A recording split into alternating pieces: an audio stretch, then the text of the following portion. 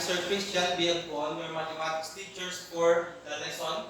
Condition which guarantee that a quadrilateral is a parallelogram and properties concerning diagonals of rectangle, rhombus, and square. So at the end of the lesson, so you will know that the condition which guarantee that a quadrilateral is a parallelogram and properties concerning diagonals of a rectangle, rhombus, and square.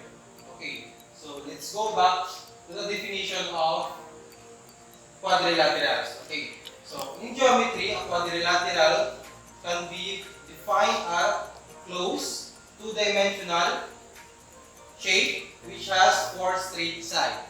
Then, a parallelogram is a special type of quadrilateral that has equal and parallel opposite sides. So before we go to our assigned topic, so let's have some motivation. Okay, so given the shape of a quadrilateral, can you name those in the board? Okay, so the first one, what is the name of that figure? Okay, very good. It is a square. How about this one? Okay, very good. It is a rectangle. Then, the third one, it is a trapezoid. Then, the fourth, very good, it is a parallelogram. And then the last one, it is a rhombus.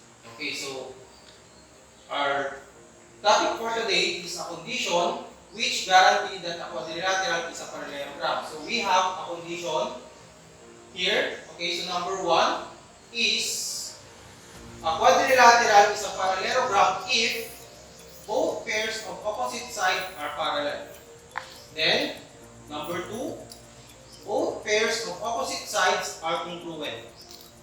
Number three, both pairs of opposite angles are congruent. Then, the fourth one, two consecutive angles are supplementary. Next, the diagonals bisect each other. Number 6, each diagonal divides the parallelogram into two congruent triangles.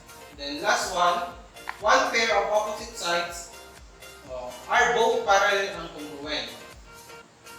Okay, so special parallelograms is a rectangle, rhombus, and square. So under properties concerning diagonal. So why is it that rectangle, rhombus, and square is characterized as a special parallelogram? So what are their properties?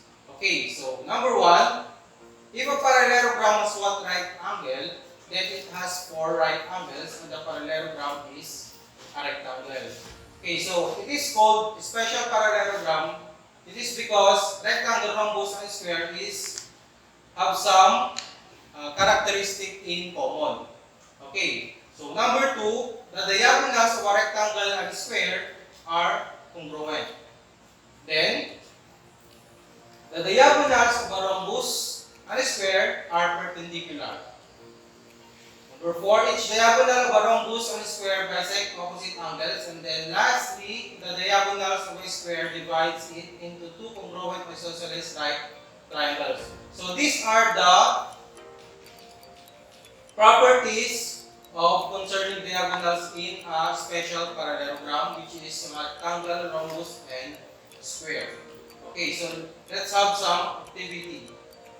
Okay, so in a quadrilateral, O, segment HO is parallel to PE, or segment PE, and segment HO is congruent to segment PE. So what kind of quadrilateral is O? Okay, very good. It is a parallelogram. So state the condition that support your answer. Okay, so a quadrilateral is a parallelogram if a pair of opposite sides are both parallel and congruent. Okay, so how about the second one? In a quadrilateral kind, segment PI is parallel and congruent to segment ND. So segment PI is also perpendicular with segment IN. So what kind of quadrilateral is kind? Okay, very good. It is a right angle. Why? Okay, so if a parallelogram is a right angle, then it has four right angles, and the parallelogram is a right angle. Okay, so let's have some activity. Okay, so put check if the property corresponds to the following quadrilateral. Okay, so listed all the property here. Okay, so put a check in parallelogram, rectangle, or rhombus, or square if they have these properties. Okay, so number one, all sides are congruent. So a parallelogram of all sides are congruent. Okay, no. How about rectangle? Okay, very good. How about rhombus? Okay, yes. Then square. Okay, very good. How about number two? Opposite sides are parallel.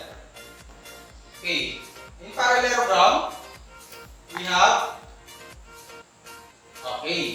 a property of a parallelogram, which is opposite sides are parallel. How about rectangle?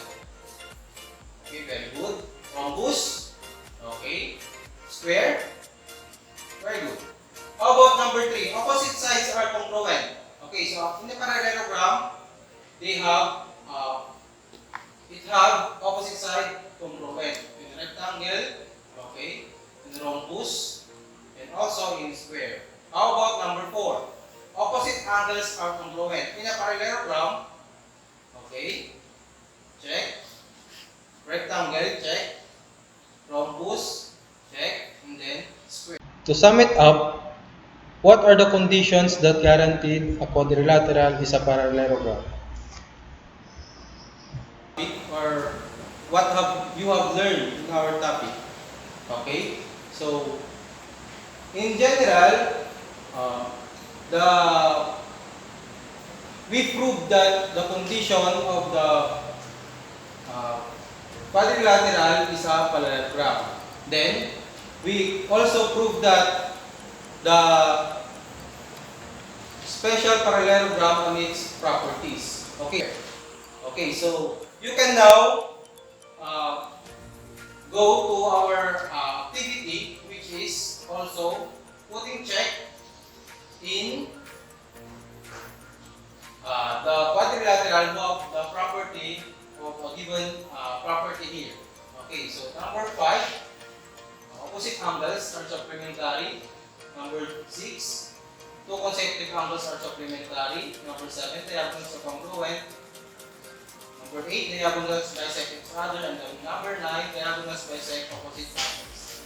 Okay, so okay, very good. So pass your papers. That you can recall the definition of rectangle, right angle. Supplementary angles are congruent angles. So this is your guide in answering or proving the given assignment. So okay, so that's all for today. Thank you.